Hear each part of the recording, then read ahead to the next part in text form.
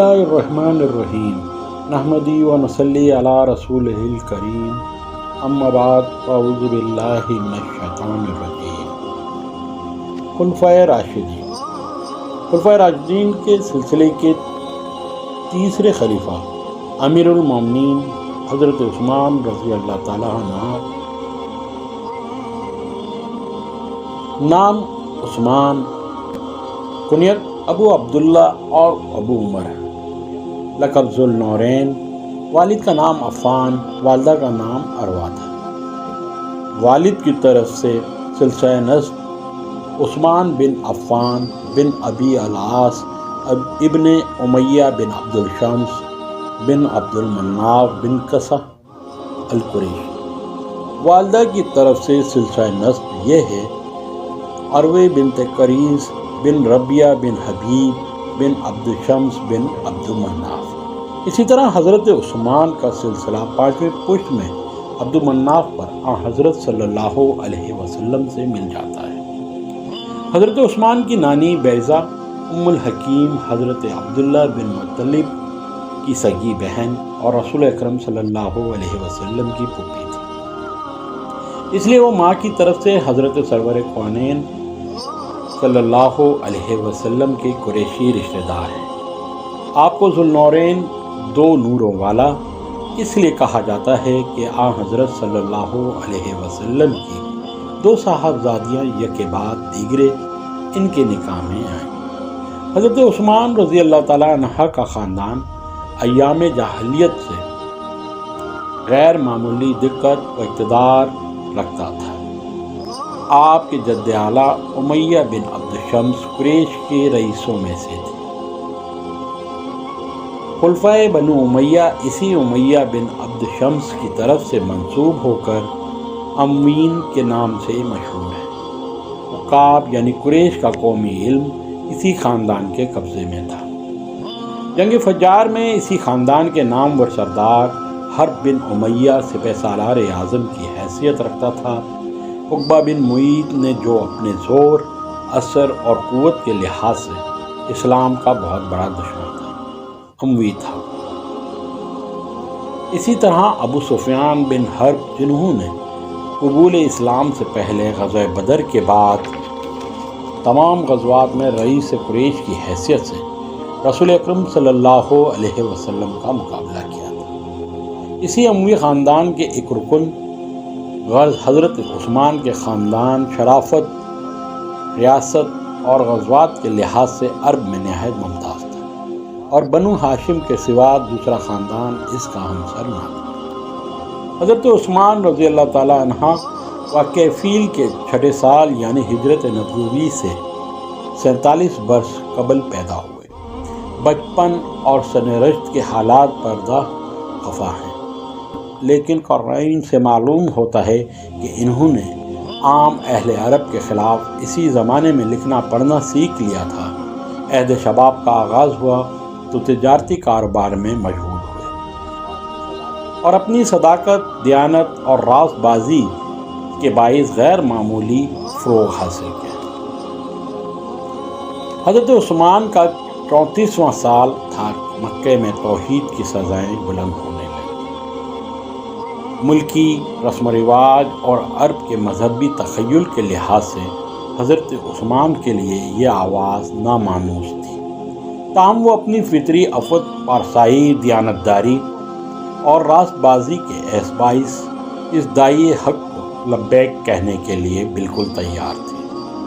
हज़रत अबू बकर सिद्दीक़ रज़ी अल्लाह ताला अन्हा ईमान लाए तो उन्होंने दीन मुबीन की तबलीग व इशाअत को अपना नज़्बुल ऐन करार दिया और अपना हल्का अहबाब में तलकीन का काम शुरू कर दिया। अय्याम जाहिलियत में इनसे और हज़रत उस्मान से इर्तिबात था और अक्सर नहायत मुखलिसाना सोहबत रहती थी। एक रोज़ वो हिज़्ब मामूल हज़रत अबू बकर सिद्दीक़ रज़ी अल्लाह ताला अन्हा के पास आए और इस्लाम के मुताल्लिक़ गुफ्तगू शुरू की। हज़रत अबू बकर की गुफ्तगू से आप इतने मुतासिर हुए कि बारगाहे नबूवत में हाजिर होकर इस्लाम कबूल करने पर आमादा हो। अभी दोनों बुज़ुर्ग जाने का ख्याल ही कर रहे थे کہ خود سرور کائنات صلی اللہ علیہ وسلم تشریف لے آئے اور حضرت عثمان کو دیکھ کر فرمایا، عثمان، خدا کی جنت قبول کر، میں تیری اور تمام مخلوق کی ہدایت کے لیے مبعوث ہوا ہوں۔ حضرت عثمان کا بیان ہے کہ زبان نبوت کے ان سادہ و صاف جملوں میں خدا جانے کیا تاثیر تھی کہ میں بے اختیار کلمہ شہادت پڑھنے لگا اور دست مبارک میں ہاتھ دے کر حلقہ بگوش اسلام ہو گیا۔ اس موقع پر یہ نکتہ بھی ذہن نشین رکھنا چاہیے کہ حضرت عثمان کا تعلق اموی خاندان سے تھا جو بنو ہاشم کا حریف تھا، اور رسول اللہ صلی اللہ علیہ وسلم کی کامیابی کو اس لیے خوف و حسد کی نگاہ سے دیکھتا تھا کہ اس طریقے سے عرب کی سیادت کی باغ بنو امیہ کے ہاتھ سے نکل کر بنو ہاشم کے دست اقتدار میں چلی جائے گی۔ یہی وجہ تھی کہ عقبہ بن معیط اور ابو سفیان وغیرہ اس تحریک کے دبانے میں نہایت سرگرمی سے پیش تھے، لیکن حضرت عثمان کا آئینہ دل خاندانی تعصب کے گرد و غبار سے پاک تھا، اس لیے اس قسم کی کوئی پیش بینی ان کی صفائے باطن کو مقدر نہ کر سکے۔ انہوں نے نہایت آزادی کے ساتھ اپنے خاندان کے خلاف اس زمانے میں حق کی آواز پر لبیک کہا، جبکہ صرف 35 یا 36 خواتین و حضرات شرف سے مشرف ہوئے تھے۔ قبول اسلام کے بعد حضرت عثمان رضی اللہ تعالیٰ عنہ کو وہ شرف حاصل ہوا جو ان کی کتاب منقبت کا سب سے بڑا درخشاں باب ہے، یعنی حضرت صلی اللہ علیہ وسلم نے اپنی فرزندی میں قبول فرمایا۔ آپ صلی اللہ علیہ وسلم کی منجلی صاحبزادی رقیہ کا نکاح پہلے ابو لہب کے بیٹے عتبہ سے ہوا تھا، مگر اسلام کے بعد عتبہ کے باپ ابو لہب کو حضرت صلی اللہ علیہ وسلم سے اتنی عداوت ہو گئی کہ اس نے اپنے بیٹے پر دباؤ ڈال کر طلاق دلوا دی۔ حضرت صلی اللہ علیہ وسلم نے ممدوحہ کا دوسرا نکاح حضرت عثمان سے کر دیا۔ ہجرت حبشہ۔ مکہ میں اسلام کی روز افزوں ترقی سے مشرکین قریش غیظ و غضب کی آگ روز بر روز زیادہ مشتعل ہوتی جاتی تھی۔ حضرت عثمان بھی اپنی وجاہت اور خاندانی عزت کے باوجود عام بلکشان اسلام کی طرح جفاکاروں کے ظلم و ستم کے نشانہ تھے۔ ان کو خود ان کے چچا نے باندھ کر مارا۔ اعضاء و اقارب نے ان سے سرد مہری شروع کی اور فتنہ و رفتہ رفتہ ان کی سخت گیری اور جفاکاری یہاں تک کہ بڑھی کہ وہ ان کے برداشت سے باہر ہو، اور بالآخر خود حضرت صلی اللہ علیہ وسلم کے اشارے سے اپنی اہلیہ محترمہ حضرت رقیہ رضی اللہ تعالیٰ عنہ کو ساتھ لے کر ملک حبشہ کی طرف روانہ ہو گئے۔ چنانچہ یہ ایک پہلا قافلہ تھا جو حق و صداقت کی محبت میں وطن اور اہل وطن کو چھوڑ کر جلا وطن ہوا۔ ہجرت کے بعد رسول اکرم صلی اللہ علیہ وسلم کو ان کا کچھ حال معلوم نہ ہو سکا، اس لیے پریشان خاطر تھے۔ ایک روز ایک عورت نے خبر دی کہ اس نے ان دونوں کو دیکھا تھا۔ اتنا معلوم ہونے کے بعد آپ صلی اللہ علیہ وسلم نے فرمایا، یعنی اس میری امت میں عثمان پہلا شخص ہے جو اپنے اہل و عیال کو لے کر جلا وطن ہوا۔ حضرت عثمان اس ملک میں چند سال رہے۔ اس کے بعد جب بعض اور صحابہ قریش کے اسلام کے غلط خبر پا کر اپنے وطن واپس آئے تو حضرت عثمان بھی آگے آ گئے۔ یہاں آ کر معلوم ہوا کہ یہ خبر جھوٹی ہے۔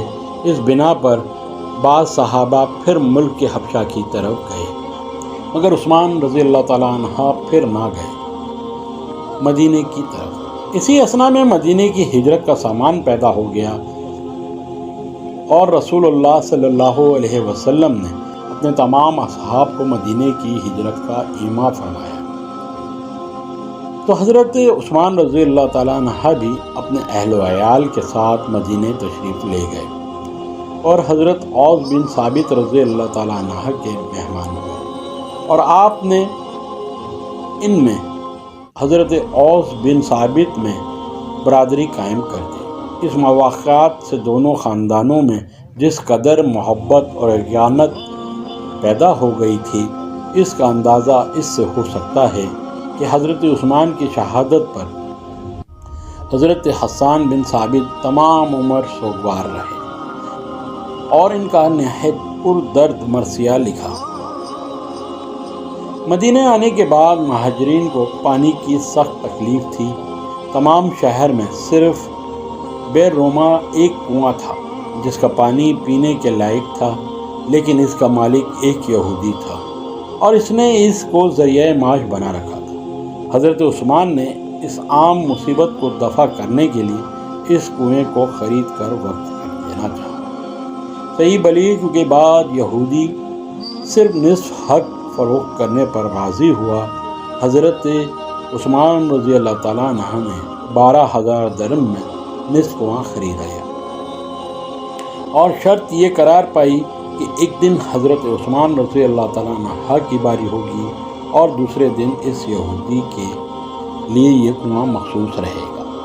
جس روز حضرت عثمان کی باری ہوتی تھی، اس روز مسلمان اس قدر پانی بھر کر رکھ لیتے تھے کہ 2 دن کے لیے کافی ہو جاتا تھا۔ یہودی نے دیکھا کہ اب اس سے کچھ نفع نہیں ہو سکتا تو وہ بقیہ نصف بھی فروخت کرنے پر راضی ہو گیا۔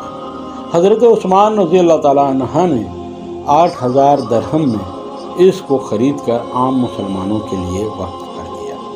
اس طرح اسلام میں حضرت عثمان رضی اللہ تعالیٰ عنہ کے فضل و کرم کا پہلا ترشا تھا جس نے توحید کے تشنہ لبوں کو سیراب کیا۔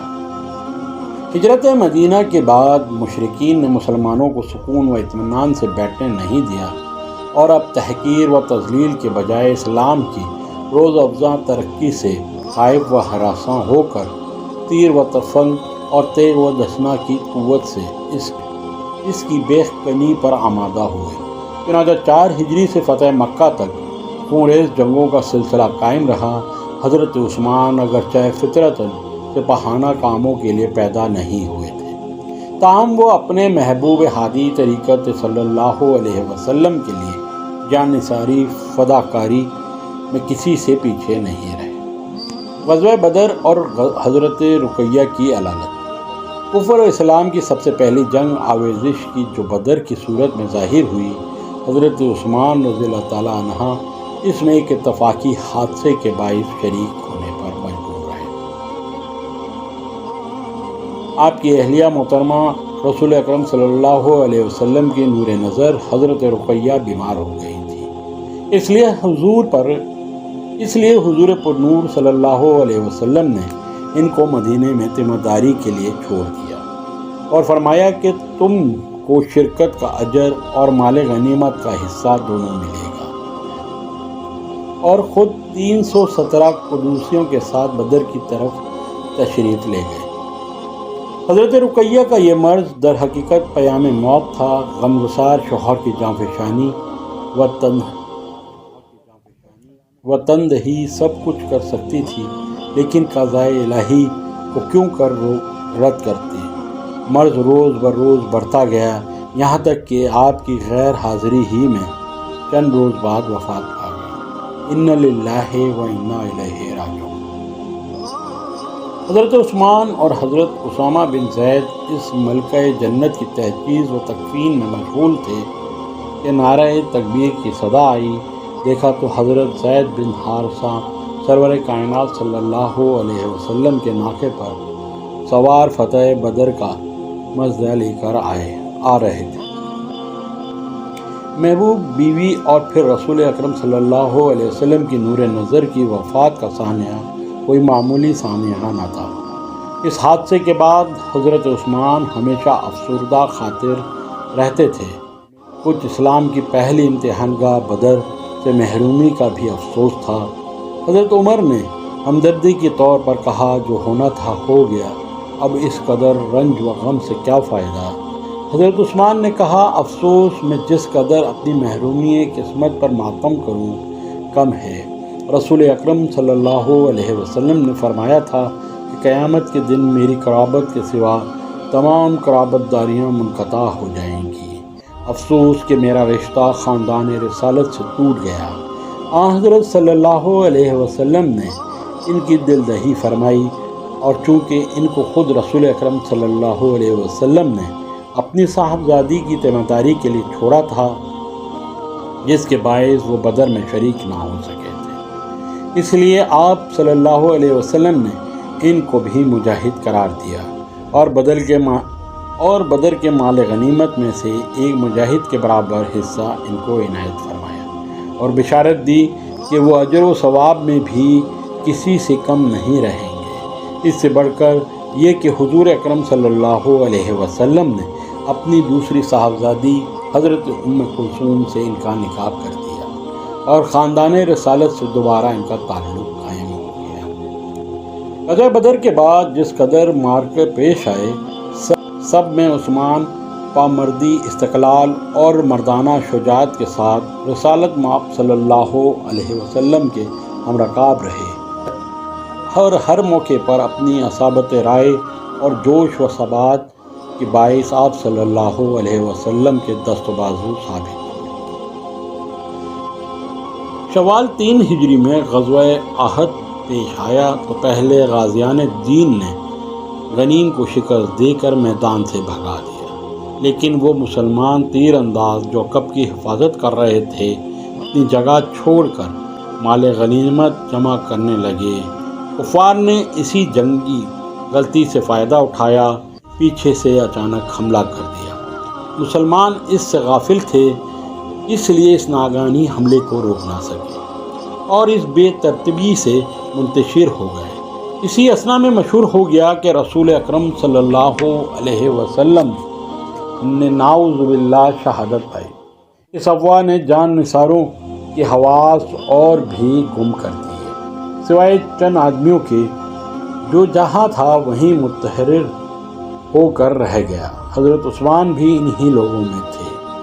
جنگ احد میں صحابہ رضی اللہ تعالیٰ عنہ کا منتشر ہو جانا اگرچہ ایک اتفاقی سانحہ تھا جو مسلمان تیر اندازوں کی غلطی کے باعث پیش آیا، تاہم لوگوں کو اس کا سخت ملال تھا۔ خصوصاً حضرت عثمان رضی اللہ تعالیٰ عنہ نہایت پشیمان تھے، لیکن یہ اتفاقی غلطی تھی، اس لیے خدائے پاک نے وحی کے ذریعے سے عفو عام کی بشارت دے دی۔ اور تم سے وہ لوگ جنہوں نے جنگ کے موقع پر پشت دکھا دی، حقیقت میں شیطان نے ان کے بعض اعمال کے بدلے میں پھیلا دیا۔ اللہ نے ان کو معاف کر دیا، اور بے شک خدا بڑا علم والا اور آمرزگار ہے۔ غزوہ احد کے بعد 4 ہجری میں غزوہ ذات الرقاع پیش آیا۔ حضرت صلی اللہ علیہ وسلم جب اس مہم میں تشریف لے گئے تو حضرت عثمان کو مدینہ میں قائم مقامی کا شرف حاصل ہوا۔ پھر بنو نصیر کی جلاوطنی عمل میں آئی۔ اس کے بعد 5 ہجری میں غزوہ خندق کا معرکہ پیش آیا۔ حضرت عثمان ان تمام مہمات میں شریک تھے۔ 6 ہجری میں رسول اکرم صلی اللہ علیہ وسلم نے زیارت کعبہ کا قصد فرمایا۔ حدیبیہ پہنچ کر معلوم ہوا کہ مشرکین آمادہ پر خاش ہیں۔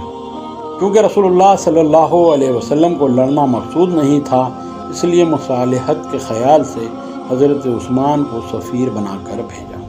یہ مکہ پہنچے تو کفار قریش نے ان کو روک لیا اور سخت نگرانی قائم کر دی کہ وہ واپس نہ جانے پائیں۔ جب کئی دن گزر گئے اور حضرت عثمان کا کچھ حال نہیں معلوم ہوا تو مسلمانوں کو سخت تردد ہوا۔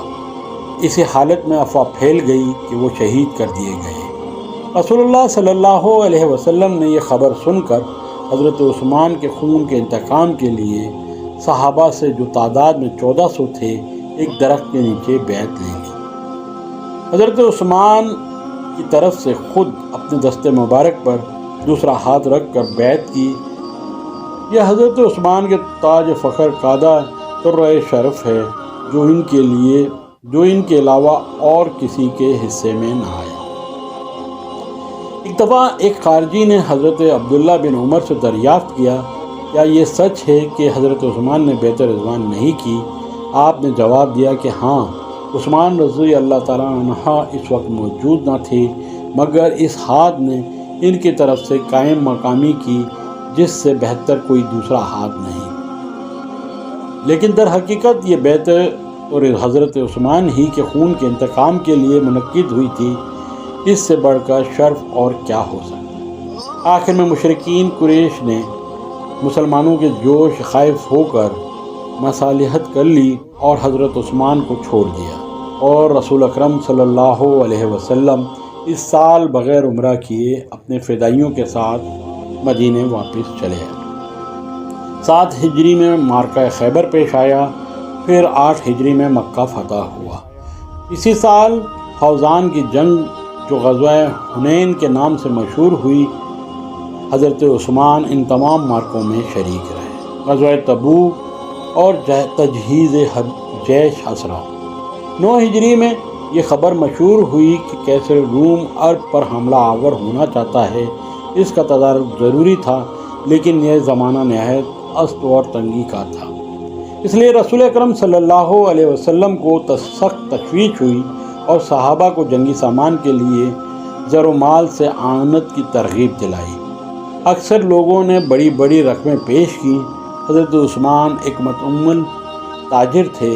اس زمانے میں ان کا تجارتی قافلہ ملک شام سے نفع کثیر کے ساتھ واپس آیا تھا، اس لیے انہوں نے 1/3 فوج کے جملہ اخراجات تنہا اپنے ذمے لے لیے۔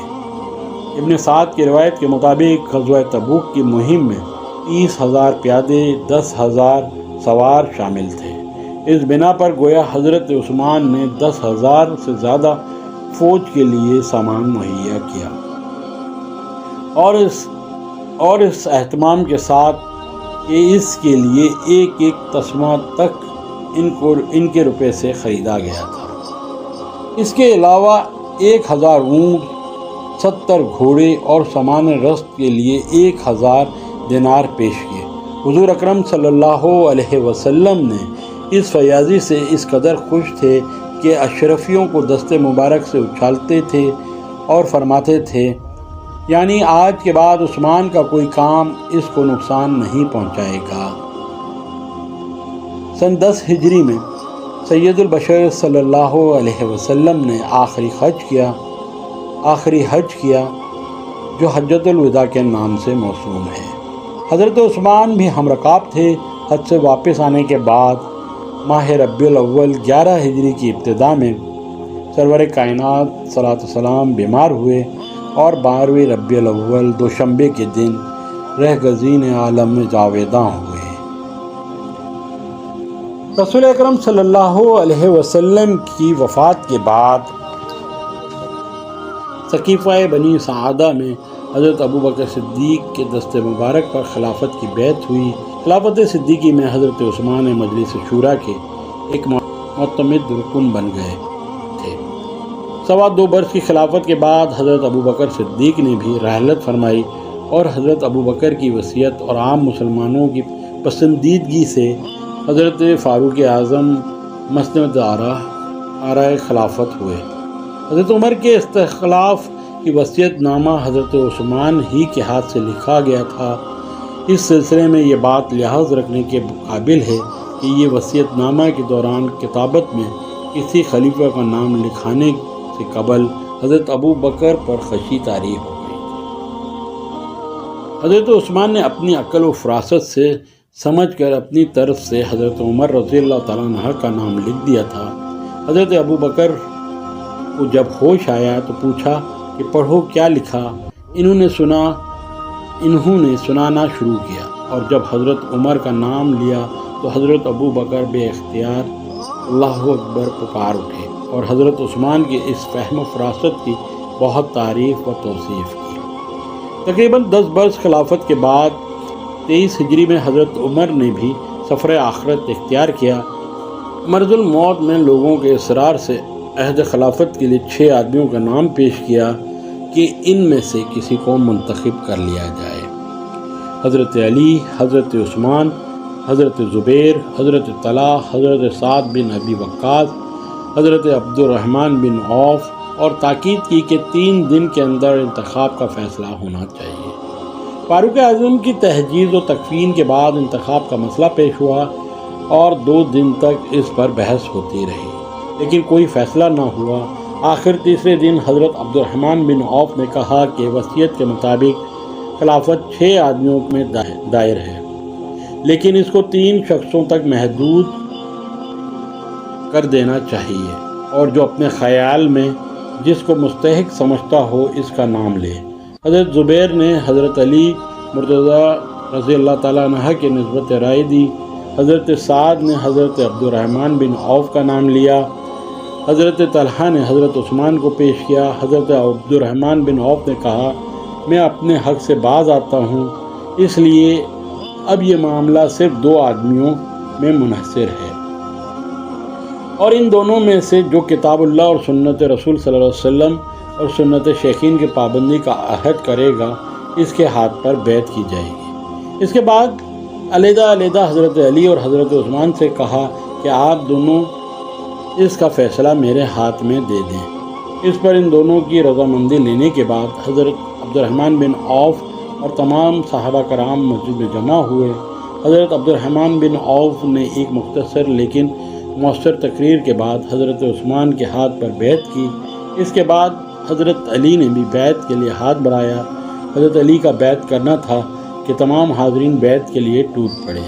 غرض 4 محرم 24 ہجری دوشنبے کے دن حضرت عثمان اتفاق عام کے ساتھ مسند نشین خلافت ہوئے اور دنیا اسلام کی عنان حکومت اپنے ہاتھ میں لے لی۔ فاروق اعظم نے اپنے عہد میں شام، مصر اور ایران کو فتح کر کے ممالک محروسہ میں شامل کر لیا تھا، نیز ملکی نظم و نسق اور طریقہ حکمرانی کا ایک مستقل دستور العمل بنا دیا تھا۔ اس لیے حضرت عثمان کے لیے میدان صاف تھا۔ انہوں نے صدیق اکبر کی نرمی و ملاطفت اور فاروق اعظم کی سیاست کو اپنا شعار بنایا اور 1 سال تک قدیم نظم و نسق میں کسی قسم کا تغیر نہیں کیا۔ البتہ خلیفہ سابق کی وصیت کے مطابق سعد بن ابی وقاص کو مغیرہ بن شعبہ کی جگہ کوفے کا والی بنا کر بھیجا، اور یہ پہلی تقرری تھی جو حضرت عثمان کے ہاتھ سے عمل میں آئی۔ 24 ہجری میں بعض چھوٹے چھوٹے واقعات پیش آئے، یعنی آذربائیجان، آرمینیا پر فوج کشی ہوئی، کیونکہ وہاں کے باشندوں نے حضرت عمر کی وفات سے فائدہ اٹھا کر خراج دینا بند کر دیا تھا۔ اسی طرح رومیوں کی چھیڑ چھاڑ کی خبر سن کر حضرت عثمان نے کوفے سے سلمان بن ربیعہ کو 6000 کی جمعیت کے ساتھ امیر معاویہ کی مدد کے لیے شام روانہ کیا۔ عہد فاروقی میں مصر کے والی عمرو بن عاص تھے، اور تھوڑا سا علاقہ جو سعید کے نام سے مشہور ہے عبداللہ بن ابی سرہ کے متعلق تھا۔ مصر کے خراج کی جو رقم دربار خلافت کو بھیجی جاتی تھی، حضرت عمر کے زمانے سے اس کی کمی کے متعلق شکایت چلی آتی تھی، اس لیے حضرت عثمان رضی اللہ تعالیٰ عنہ نے مصری خراج کا اضافے کا مطالبہ کیا۔ حضرت عمرو بن عاص رضی اللہ تعالیٰ عنہ نے کہلا بھیجا کہ اونٹنی اس سے زیادہ دودھ نہیں دے سکتی۔ اس پر حضرت عثمان نے ان کو معزول کر کے عبداللہ بن ابی سرہ کو پورے مصر کا گورنر بنا دیا۔ مصریوں پر عمرو بن عاص کی دھاک بیٹھی ہوئی تھی، اس لیے ان کی برطرفی سے ان کے دلوں میں مصر پر دوبارہ قبضے کا خیال پیدا ہوا۔ 25 ہجری میں ان کی شے پا کر اسکندریہ کے لوگوں نے بغاوت کر دی۔ حضرت عثمان نے مصر والوں کے مشورے سے اس فتنے کو فرد کرنے کے لیے عمرو بن عاص ہی کو متعین کیا۔ انہوں نے حسن تدبیر سے اس بغاوت کو فرد کیا۔ اس کے بعد حضرت عثمان نے چاہا کہ فوج کا سریہ عمرو بن عاص پاس رہے اور مال و خراج کے سریہ عبداللہ بن ابی سرہ کے سپرد رہے، مگر عمرو بن عاص نے اسے منظور نہ کیا۔ یعقوبی نے لکھا ہے کہ عمرو بن عاص نے باغیوں کے اہل و عیال کو لونڈی غلام بنا ڈالا تھا۔ حضرت عثمان نے اس پر ناراضی ظاہر فرمائی اور جو لوگ لونڈی غلام بنائے گئے تھے ان کو آزاد کرا دیا۔ اس کے بعد 2 برس تک عمرو بن عاص مصر کے مال و خراج کے افسر رہے۔ اسی سال عبداللہ بن ابی سرہ نے دربار خلافت کے حکم سے طرابلس کی مہم کا انتظام کیا۔ نیز امیر معاویہ نے ایشیائی کوچک میں شامی سرحدوں کے قریب رومی قلعے فتح کر لیے۔ 26 ہجری میں سب سے اہم واقعہ حضرت سعد بن ابی وقاص کی معزولی ہے۔ اس کا سبب یہ ہوا کہ انہوں نے بیت المال سے ایک بڑی رقم قرض لی تھی۔ حضرت عبداللہ ابن مسعود محتمم بیت المال نے تقاضا کیا تو سعد نے ناداری کا عذر کیا اور یہ قضیہ دربار خلافت تک پہنچا۔ بیت المال میں اس قسم کا تصرف دیانت کے خلاف تھا، اس لیے حضرت عثمان حضرت سعد بن وقاص پر نہایت برہم ہوئے اور ان کو معزول کر کے ولید بن عقبہ کو والی کوفہ مقرر کیا۔ عبداللہ بن مسعود پر خفگی ظاہر کی، لیکن چونکہ ان کی غلطی صرف بے احتیاطی تھی اس لیے ان کو عہدے سے نہیں ہٹایا۔ 27 ہجری میں مصر کے 2 عملی میں اختلاف شروع ہوا اور عبداللہ بن ابی سرہ عمرو بن عاص نے جو فوجی اور مالی ضعیفوں کے افسر تھے دربار خلافت میں ایک دوسرے کی شکایت کی۔ حضرت عثمان نے تحقیقات کر کے عمرو بن عاص کو معزول کر دیا اور عبداللہ بن ابی سرہ کو مصر کے تمام ضعیفوں کا تنہا حاکم بنا دیا۔ عمرو بن عاص اس فیصلے سے نہایت کبیدہ ہوئے اور مدینے چلے گئے۔ عمرو بن عاص کے زمانے میں مصر کا خراج 20 لاکھ تھا۔ عبداللہ ابن ابی سرہ نے کوشش کر کے 40 لاکھ کر دیا۔ حضرت عثمان نے فخریہ عمرو بن عاص سے کہا، دیکھو آخر اونٹنی نے دودھ دے ہی دیا۔ انہوں نے جواب دیا کہ ہاں دودھ تو دیا لیکن بچے بھوکے رہ گئے۔ مہم طرابلس کا اہتمام 25 ہجری میں ہوا لیکن باقاعدہ فوج کشی 27 ہجری میں ہوئی۔ عبداللہ بن ابی سرہ گورنر مصر افسر فراہم ہوئے۔ حضرت عثمان نے دارالخلافت سے بھی ایک لشکر حرار کمک کے لیے روانہ کیا، جن میں عبداللہ بن زبیر، عبداللہ بن عمرو بن عاص اور حضرت عبد الرحمن بن ابی بکر خصوصیت سے قابل ذکر ہیں۔ اسلامی فوجیں مدت تک طرابلس کے میدان میں معرکہ آرا ہیں، یہاں تک کہ مسلمانوں کی شجاعت، جاں بازی اور ثبات و استقلال کے آگے اہل طرابلس کے پاؤں اکھڑ گئے۔ عبداللہ بن ابی سرہ نے فوج کے چھوٹے چھوٹے دستے بنا کر تمام ملک میں پھیلا دیے۔ طرابلس کے امراء نے جب دیکھا کہ مسلمانوں کا مقابلہ ممکن نہیں ہے تو عبداللہ بن ابی سرہ کے پاس آ کر 25 لاکھ دینار پر مصالحت کر لی۔ افریقہ سے مراد وہ علاقے ہیں جن کو اب الجزائر اور مراکش کہا جاتا ہے۔ یہ ممالک 26 ہجری میں عبداللہ بن زبیر کی ہمت و شجاعت اور حسن تدبیر سے فتح ہوئے۔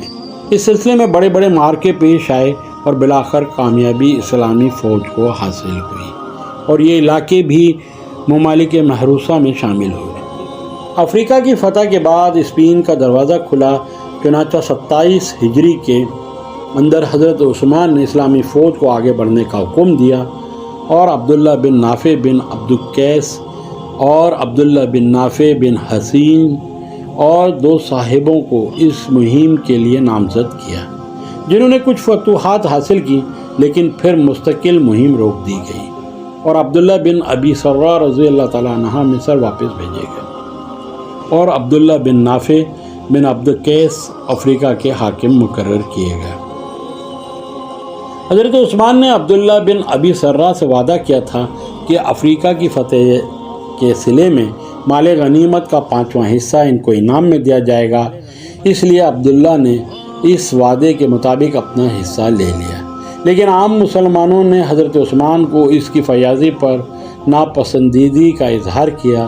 حضرت عثمان کو اس کا علم ہوا تو انہوں نے عبداللہ بن ابی سرہ سے اس رقم کو واپس کرا دیا اور فرمایا کہ میں بے شک وعدہ کیا تھا لیکن مسلمان اس کو تسلیم نہیں کرتے، اس لیے مجبوری ہے۔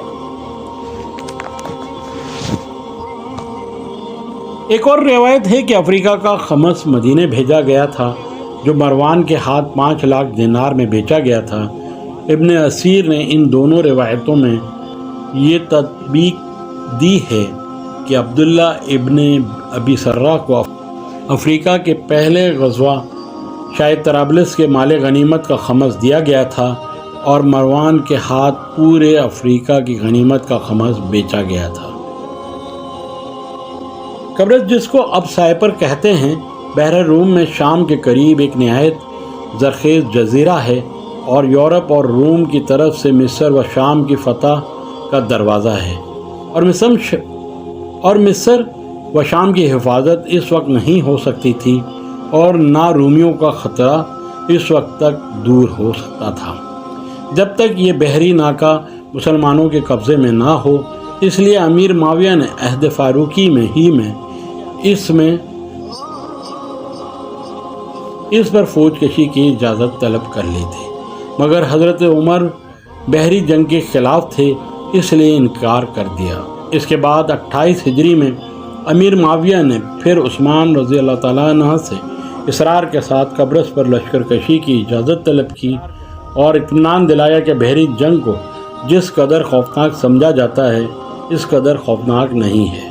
حضرت عثمان نے لکھا کہ اگر تمہارا بیان صحیح ہے تو حملے میں مذائقہ نہیں، لیکن اس مہم میں اسی کو شریک کیا جائے جو اپنی خوشی سے شرکت کرے۔ اس اجازت کے بعد عبداللہ بن قیس حارثی کی زیر قیادت اسلامی بحری بیڑا قبرص پر حملے کے لیے روانہ ہوا اور صحیح و سلامت قبرص پہنچ کر لنگر انداز ہوا۔ عبداللہ بن قیس امیر البحر ناگہانی طور پر شہید ہوئے، لیکن سفیان بن عوف ازدی نے علم سنبھال کر اہل قبرص کو مغلوب کر لیا اور شرائط ذیل پر مسلط ہوئی۔ نمبر 1، اہل قبرص 7,000 دینار سالانہ خراج ادا کریں گے۔ نمبر 2، مسلمان قبرص کی حفاظت کے ذمہ دار نہیں ہوں گے۔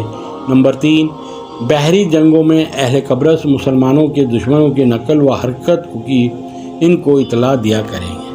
اہل قبرص کچھ دنوں تک اس معاہدے پر قائم رہے، لیکن 33 ہجری میں انہوں نے اس کے خلاف رومی جہازوں کی مدد کی، اس لیے امیر معاویہ نے دوبارہ قبرص پر فوج کشی کی اور اس کو فتح کر کے ممالک محروسہ میں شامل کر لیا اور منادی کر دی کہ آئندہ سے یہاں کے باشندے رومیوں کے ساتھ کسی قسم کے تعلقات نہ رہیں۔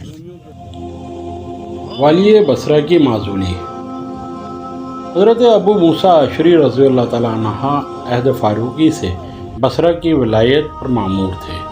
حضرت عثمان رضی اللہ تعالیٰ عنہ نے اپنے زمانے میں 6 برس تک ان کو اس منصب پر برقرار رکھا، لیکن یہاں ایک بڑی جماعت ہمیشہ حضرت ابو موسیٰ اشعری رضی اللہ تعالیٰ عنہ کی مخالفت پر آمادہ رہتی تھی۔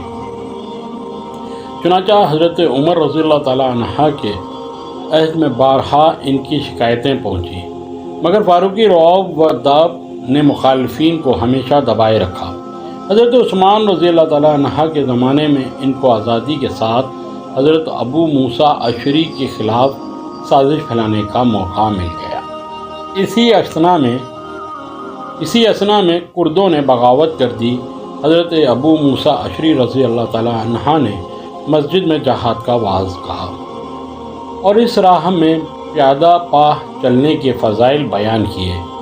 اس کا اثر یہ ہوا کہ بہت سے مجاہدین جن کے پاس گھوڑے موجود تھے وہ بھی پیادہ پاہ چلنے پر تیار ہو گئے، لیکن چند آدمیوں نے کہا کہ ہم کو جلدی نہ کرنا چاہیے، دیکھیں ہمارا والی کس شان سے چلتا ہے۔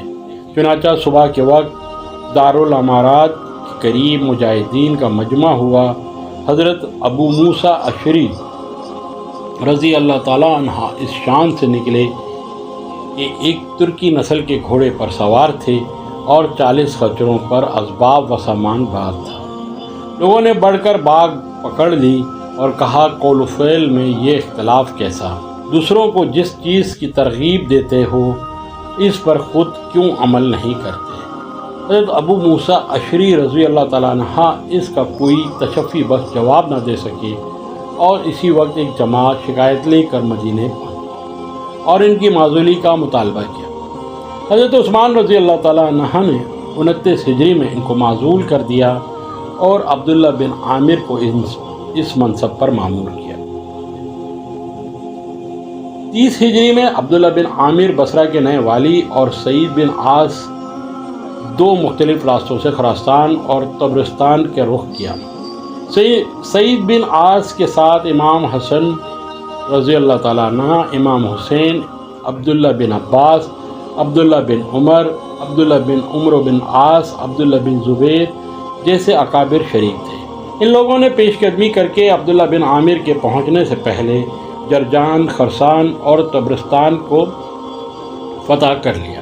اسی اثنا میں ولید بن عقبہ والی کوفہ کے خلاف ایک سازش ہوئی اور ان پر شراب خوری کا الزام لگایا گیا۔ یہ الزام ایسا تھا کہ حضرت عثمان رضی اللہ تعالیٰ عنہ کو انہیں معزول کرنا پڑا اور ان کی جگہ سعد بن عاص کو کوفہ والی مقرر کرنا پڑا۔ عبداللہ بن عامر نے اپنی مہم کو جاری رکھا اور ہرات، کابل اور سجستان کو فتح کر کے نشا پور کا رخ کیا۔ بست، اشبدروخ، خواف، ازبرائن، ارغیان وغیرہ فتح کرتے ہوئے خاص شہر نشا پور کا رخ کیا۔ اہل نشا پور نے چند مہینوں تک مدافعت کی لیکن پھر مجبور ہو کر 7 لاکھ درہم سالانہ پر مصالحت کر لی۔ عبداللہ بن عامر نے نشا پور کے بعد عبداللہ بن حزام کو سرخس کی طرف روانہ کیا اور خود ماورا النہر کی طرف بڑھے۔ سرخس کے باشندوں نے اطاعت قبول کر لی۔ اہل ماورا النہر نے بھی مصالحت پر آمدگی ظاہر کی اور بہت سے گھوڑے، ریشمی کپڑے اور مختلف قسم کے تحائف لے کر حاضر ہوئے۔ عبداللہ بن عامر رضی اللہ تعالیٰ عنہ نے صلح کر لی اور قیس بن الحشیم کو اپنا قائم مقام بنا کر خود اسباب و سامان کے ساتھ دارالخلافہ کا رخ کیا۔ 31 ہجری میں کیسر روم نے ایک عظیم الشان جنگی بیڑا جس میں تقریباً 500 جہاز تھے سواحل شام پر حملے کے لیے بھیجے۔ مورخین کا بیان ہے کہ رومیوں نے مسلمانوں کے مقابلے میں ایسی عظیم الشان قوت کا مظاہرہ اس سے پہلے کبھی نہیں کیا تھا۔ امیر البحر عبداللہ بن ابی سرہ نے مدافعت کے لیے اسلامی بیڑے کو آگے بڑھایا اور سطح سمندر پر دونوں آپس میں مل گئے۔ دوسری صبح کو مسلمانوں نے اپنا کل جہاز ایک دوسرے سے باندھ دیے اور فریقین میں نہایت خونریز جنگ ہوئی۔ بے شمار رومی مارے گئے، مسلمان بھی بہت سے شہید ہوئے، لیکن ان کے استقلال و شجاعت نے رومیوں کے پاؤں اکھاڑ دیے اور ان کی بہت تھوڑی تعداد زندہ بچی۔ خود قسطنطین اس مارکے میں زخمی ہوا اور اسلامی بیڑے مظفر و منصور اپنی بندرگاہ میں واپس آیا۔ قبرص، طرابلس اور طبرستان کے علاوہ حضرت عثمان رضی اللہ تعالیٰ عنہ کے دور میں اور بھی فتوحات ہوئیں۔ 31 ہجری میں حبیب بن مسلمہ فہری نے آرمینیا کو فتح کر کے اسلامی ممالک محروسہ میں شامل کر لیا۔ 32 ہجری میں امیر معاویہ تنگنائی قسطنطنیہ تک بڑھتے چلے گئے اور 32 ہجری میں عبداللہ بن عامر نے مروارد، تالقان، فاریاب اور جوزجان کو فتح کیا۔ 33 ہجری میں امیر معاویہ نے ارض روم میں حسن الامرات پر حملہ کیا۔ اسی سال اہل خراسان نے بغاوت کی۔ عبداللہ بن عامر والی بصرہ نے احنف بن قیس کو بھیج کر اسے فرد کرایا۔ اسی طرح 34 ہجری میں اہل طرابلس نے نقص امن کیا۔ عبداللہ بن ابی سرہ نے ایک لشکر جرار کے ساتھ چڑھائی کر کے انہیں قابو کیا۔ حضرت عثمان رضی اللہ تعالیٰ عنہ کے 12 سالہ خلافت میں ابتدائی 6 سال کامل امن و امان سے گزرے۔ فتوحات کے وسط مال غنیمت کی فراوانی، وظائف کی زیادتی، زراعت اور صنعت و تجارت کی ترقی اور حکومت کے عمدہ نظم و نسق نے تمام ملک میں تمول، فارغ البالی اور عیش و تنظیم کو عام کر دیا۔ یہاں تک کہ بعض متشکف صحابہ ایام نبوت کی سادگی اور بے تکلفی کو یاد کر کے زمانے کی ثروت اور سامان تعیش کو دیکھ کر حد درجہ غمگین تھے کہ اب مسلمانوں کے اس دنیاوی رشک و حسد کا وقت آ گیا ہے جس کی حضرت صلی اللہ علیہ وسلم نے پیشن گوئی فرمائی تھی۔ چنانچہ حضرت ابو ذر غفاری، جن کو حضرت صلی اللہ علیہ وسلم نے مسیح الاسلام کا خطاب دیا تھا، اعلانیہ اس کے خلاف واز کہتے تھے اور فرماتے تھے کہ ضرورت سے زیادہ دولت جمع کرنا ایک مسلمان کے لیے ناجائز ہے۔ شام کا ملک، جس کے حاکم امیر معاویہ تھے اور جو صدیوں تک رومی تعیش و تکلفات کا گہوارہ رہ چکا تھا، وہاں کے مسلمانوں میں سب سے زیادہ یہ برائیاں پیدا ہو رہی تھیں۔ حضرت ابو ذر برملا ان عمرا اور دولت مندوں کے خلاف واز کہتے تھے جس سے نظام حکومت میں خلل پڑتا تھا۔ اس لیے امیر معاویہ رضی اللہ تعالیٰ عنہ کی استدعا پر حضرت عثمان نے ان کو مدینے بلوا لیا، مگر مدینہ بھی وہ اگلا مدینہ نہ رہا تھا۔ بیرونی لوگوں کے بڑے بڑے محل تیار ہو چکے تھے، اس لیے حضرت ابو ذر رضی اللہ تعالیٰ عنہ نے یہاں سے بھی دل برداشتہ ہو کر ربضہ نام کے گاؤں میں اقامت اختیار کی۔ حضرت عثمان رضی اللہ تعالیٰ عنہ کے آخری زمانے میں جو فتنہ و فساد برپا ہوا، اس کی وجہ در حقیقت یہی ہے کہ دولت مندی اور تمول کی کثرت نے مسلمانوں میں بھی اس کے لوازم پیدا کر دیے تھے جو ہر قوم میں ایسی حالت میں پیدا ہو جاتے ہیں اور بالآخر ان کے صرف اور انحطاط کے سبب بن جاتے ہیں۔ اس لیے حضرت صلی اللہ علیہ وسلم مسلمانوں سے فرمایا کرتے تھے، مجھے تمہارے فکر و فاقے سے کوئی خوف نہیں ہے، بلکہ تمہاری دنیاوی دولت ہی کے خطرات سے ڈرتا ہوں۔ تمول اور دولت کا کثرت کا لازمی نتیجہ یہ ہوتا ہے کہ کل قوم کے فوائد کے مقابلے میں ہر جماعت، ہر فرد اپنے جماعتی اور شخصی فوائد کو ترجیح دینے لگتا ہے، جس سے بعض وہنہ پیدا ہو جاتا ہے، قومی وحدت کا شرازہ بکھر جاتا ہے اور انحطاط کا دور شروع ہو جاتا ہے۔ لیکن اس کے علاوہ اس فتنہ و فساد کی پیدائش کے بعض اور اسباب بھی تھے۔ نمبر 1، سب سے پہلے وجہ یہ ہے کہ صحابہ کرام رضی اللہ تعالیٰ عنہ کی وہ نسل جو فیض نبوت سے براہ راست مستفیض ہوئی تھی ختم ہو چکی تھی۔ جو لوگ موجود تھے وہ اپنی قبر سنی کے سبب سے گوشہ نشین ہو رہے تھے اور ان کی اولاد ان کی جگہ لے رہی تھی۔ یہ نوجوان زہد و اتقا، عدل و انصاف، حق پسندی و راست بازی میں اپنے بزرگوں سے کم تر تھے۔ اس بنا پر رعایا کے لیے ویسے فرشتہ رحمت ثابت نہ ہوئے جیسے ان کے سلاف تھے۔ نمبر 2، حضرت ابو بکر رضی اللہ تعالیٰ عنہ کے مشورہ اور مسلمانوں کی پسندیدگی سے امامت و خلافت کے لیے قریش کا خاندان مخصوص ہو گیا تھا اور بڑے بڑے عہدے بھی زیادہ تر انہی کو ملتے تھے۔ نوجوان قریشی اس کو اپنا موروثی حق سمجھ کر دوسرے عربوں قبیلوں کو اپنا محکوم سمجھنے لگے۔ عالم عرب قبائل کا دعویٰ تھا کہ ملک کی فتوحات میں ہماری تلواروں کی بھی کمائی ہے، اس لیے وظائف، منصب اور عہدوں میں قریش اور ہم مساوات چاہتے ہیں۔ نمبر 3، اس وقت کابل سے لے کر مراکش تک اسلام میں زیر نگیں تھا، جس میں سینکڑوں قومیں آباد تھیں۔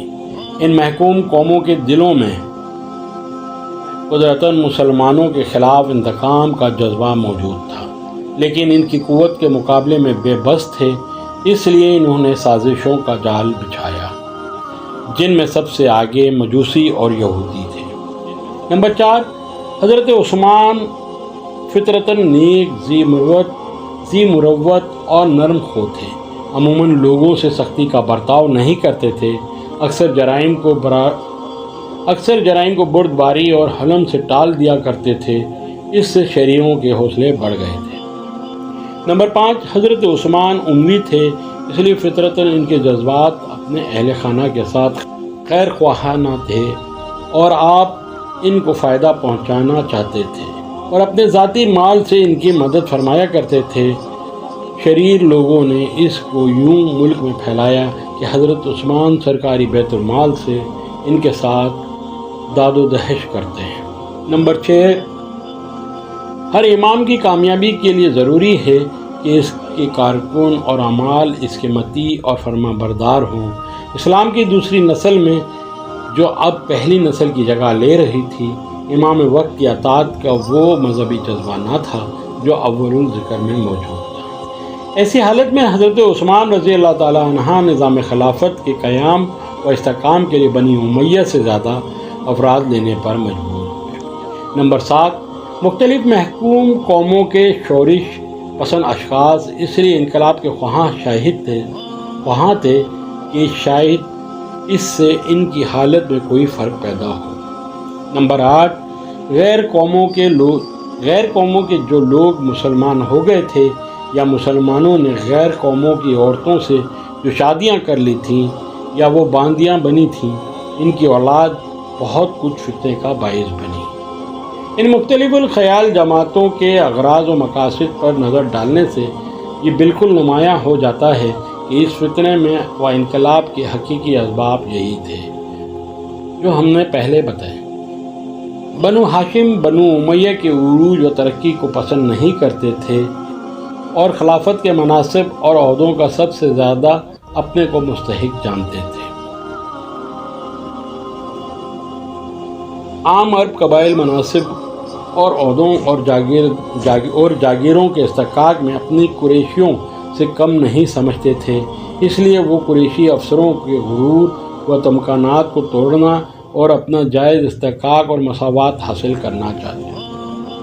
مجوسی چاہتے تھے کہ ایسا انقلاب پیدا کیا جائے جس میں ان کی مدد سے حکومت ایسے عام خاندان میں منتقل ہو جس سے وہ بہتر سے بہتر حقوق اور امارات حاصل کر سکیں اور عام عربوں کے مقابلے میں ان کا استحقاق کم نہ سمجھا جائے۔ یہودی چاہتے تھے کہ مسلمانوں میں ایسا افتراق پیدا کیا جائے کہ ان کی قوت پاش ہو جائے۔ یہ اغراض مختلف تھیں اور ہر جماعت اپنی غرض کے لیے کوشش میں مصروف تھی، اس لیے خفیہ ریشہ دوانیاں شروع ہو گئیں، اعمال کے خلاف سازشیں ہونے لگیں، خود امیر المومنین کو بدنام کرنے کی کوشش شروع ہوئی۔ حضرت عثمان نے ان فتنوں کو دبانا چاہا، لیکن یہ آگ ایسی لگی تھی جس کا بجھنا آسان نہ تھا۔ فتنہ پردازوں کا دائرہ عمل روز بروز وسیع ہوتا گیا، یہاں تک کہ تمام ملک میں ایک خفیہ جماعت پیدا ہو گئی جس کا مقصد فتنہ فساد تھا۔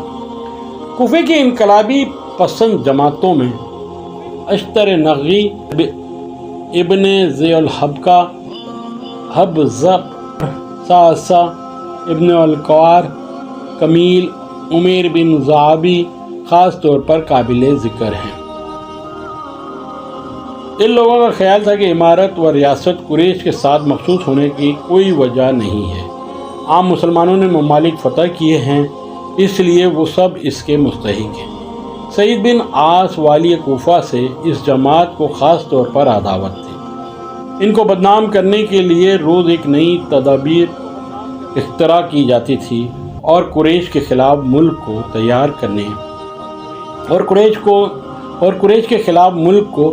کرنے کے لیے طرح طرح کے وسائل کام میں لائے جاتے تھے۔ اشراف کوفہ نے ان مفسدوں پردازیوں سے تنگ آ کر امیر المومنین سے التجا کی کہ خدا کے لیے جلد ان فتنہ پرور اشخاص سے کوفے کو نجات دلائیے۔ حضرت عثمان نے تقریباً 10 آدمیوں کو جو اس وقت جماعت کے سرگردہ تھے شام کی طرف جلا وطن کر دیا۔ اس طرح بصرہ میں بھی ایک فتنہ پرداز جماعت پیدا ہو گئی تھی۔ حضرت عثمان نے یہاں سے بھی کچھ آدمیوں کو ملک بدر کرایا، لیکن فتنے کی آگ اس حد تک بھڑک چکی تھی کہ معمولی چھینٹیں اس کو بجھا نہ سکے، بلکہ انتقال مکانی اور بھی ان خیالات کی اشاعت کا سبب بن گئے، اور پہلے جو آگ ایک جگہ سلگ رہی تھی وہ سارے ملک میں پھیل گئی۔ مصر سازش کا سب سے بڑا مرکز تھا۔ مسلمانوں کے سب سے بڑے دشمن یہودی تھے، چنانچہ ایک یہودی النسل نو مسلم عبداللہ بن سبا نے اپنی حیرت انگیز سازشانہ قوت سے مختلف الخیال مفسدوں کو ایک مرکز پر متحد کر دیا، اور اس کو زیادہ مؤثر بنانے کے لیے اس نے مذہب میں عجیب و غریب عقائد اختراع کیے اور خفیہ طور پر ہر ملک میں اس کی اشاعت کی۔ موجودہ شیعی فرقہ دراصل انہی عقائد پر قائم ہوا۔ مفسدین کی جماعت تمام ملک میں پھیلی ہوئی تھی اور ان میں سے ہر ایک کا مطمع نظر مختلف تھا، اور آئندہ خلیفہ کے انتخاب کے بارے میں بھی ہر ایک کی نظر الگ الگ شخصیتوں پر تھی۔ اہل مصر حضرت علی کے عقیدت کیش تھے، اہل بصرہ حضرت طلحہ کی طرفدار تھے، اور اہل کوفہ زبیر کو پسند کرتے تھے۔ اہل عراق کی جماعت تمام قریش سے عداوت رکھتی تھی، اور ایک جماعت سرے سے عربوں ہی کے خلاف تھی، لیکن امیر المومنین حضرت عثمان کی معزولی اور بنو امیہ کی بے کنی پر سب باہم متفق تھے۔ عبداللہ ابن سبا نے حکمت عملی سے ان اختلافات سے قطع نظر کر کے سب کو ایک مقصد یعنی حضرت عثمان کی مخالفت پر متحد کر دیا، اور تمام ملک میں اپنے داعی اور سفیر پھیلا دیے تاکہ ہر جگہ فتنے کی آگ بھڑکا کر بد امنی پیدا کر دی جائے، اور اس مقصد کے حصول کے لیے داعیوں کو حزب دل طریقوں پر عمل کی ہدایت۔ نمبر 1، بظاہر متقی و پرہیزگار بننا اور لوگوں کو واز و پند سے اپنا معتقد بنانا۔ نمبر 2، اعمال کو دق کرنا اور ہر ممکن طریقے سے ان کو بدنام کرنے کی کوشش کرنا۔ نمبر 3، ہر جگہ امیر المومنین کے کنبے پروری اور ناانصافی کی داستان مشتہر کرنا۔ ان طریقوں پر نہایت مستعدی کے ساتھ عمل کیا گیا۔ ولید بن عقبہ داعی کوفہ پر شراب خوری کا الزام قائم کیا گیا اور حد بھی جاری کی گئی، جو در حقیقت ایک بڑی سازش کا نتیجہ تھی۔ اسی طرح حضرت ابو موسیٰ اشعری رضی اللہ تعالیٰ عنہ والی بصرہ کی معزولی بھی، جس کا ذکر آئندہ آگے کریں گے، انہی ریشہ دوانیوں کا نتیجہ تھا۔ 31 ہجری میں جب کہ کیسر روم نے 500 جنگی جہازوں کے عظیم الشان بیڑے کے ساتھ اسلامی سواحل پر حملہ کیا اور مسلمان بڑے خوف و ہراس میں مبتلا ہو گئے، اس وقت بھی یہ انقلاب پسندی اپنی فتنہ انگیزی سے باز نہیں آئے، اور محمد بن ابی حذیفہ رضی اللہ تعالیٰ عنہ اور محمد بن ابی بکر رضی اللہ تعالیٰ عنہ نے، جو مفسدین کے دام ترویز میں پھنس چکے تھے، اسلامی بیڑے کے امیر البحر عبداللہ بن ابی سرح کو ہر طرح دگ کیا۔ نماز میں بے موقع تکبیریں بلند کر کے برہمی پیدا کرتے، عبداللہ بن سعد کی اعلانیہ مذمت کرتے اور مجاہدین سے کہتے کہ تم رومیوں کے مقابلے میں جہاد کرنے جاتے ہو، حالانکہ اسلام کو خود مدینے میں مجاہدین کی ضرورت ہے۔ لوگ تعجب سے پوچھتے کہ مدینے میں کیا ضرورت ہے، تو حضرت عثمان کا نام لیتے اور کہتے کہ اس ظالم کو معزول کرنا اسلام کی سب سے بڑی خدمت ہے۔ اس نے سنت شیخین کو چھوڑ دیا ہے، کبار صحابہ کو معزول کر کے اپنے اعضاء و اقارب کو سیاہ و سفید کا مالک بنا دیا ہے۔ غرض ہر طرح کی فریب کاریوں سے لوگوں کو متاثر کرنے کی کوشش کی گئی۔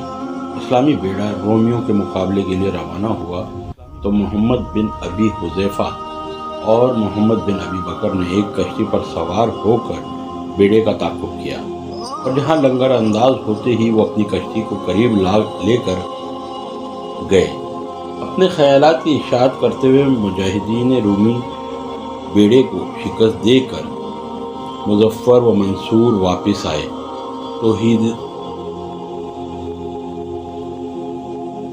تو چند آدمیوں نے محمد بن ابی بکر اور محمد بن ابی حذیفہ کو جہاز سے پہلو تہی کرنے پر ملامت کی۔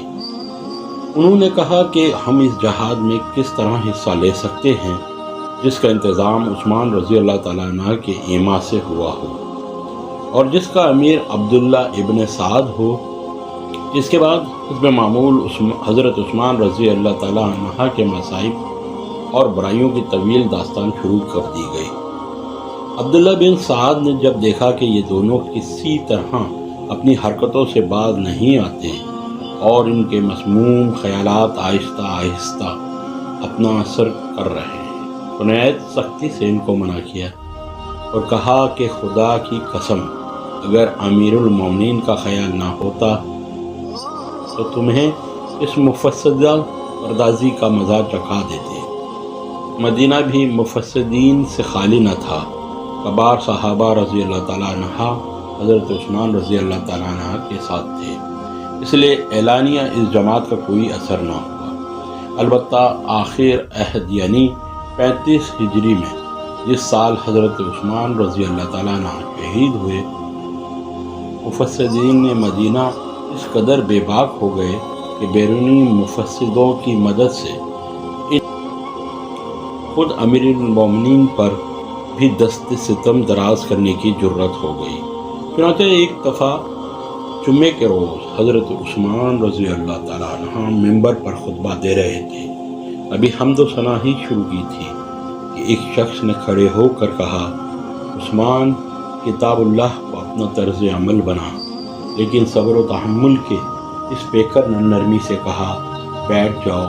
دوسری مرتبہ کھڑے ہو کر پھر اس نے اسی جملے کا اعادہ کیا۔ حضرت عثمان رضی اللہ تعالیٰ عنہ نے پھر بیٹھنے کو کہا۔ 3 دفعہ اس ہی طرح خطبے کے درمیان برہمی پیدا کی۔ حضرت عثمان رضی اللہ تعالیٰ عنہ نے ہر بار نرمی سے بیٹھنے کو فرمایا، لیکن اس کی سازش سے پہلے سے ہی ہو چکی تھی۔ ہر طرف مفسدین نے نرغہ کر لیا اور اس قدر سنگریز سے اور پتھروں کی بارش کی کہ نائب رسول زخموں سے چور چور ہو کر ممبر سے فرش خاک پر گر پڑا۔ مگر صبر و تحمل کا یہ عالم تھا کہ اس بے ادبی پر بھی جذبہ غیظ و غضب کو ہی جاننا ہوگا۔ غرض مختلف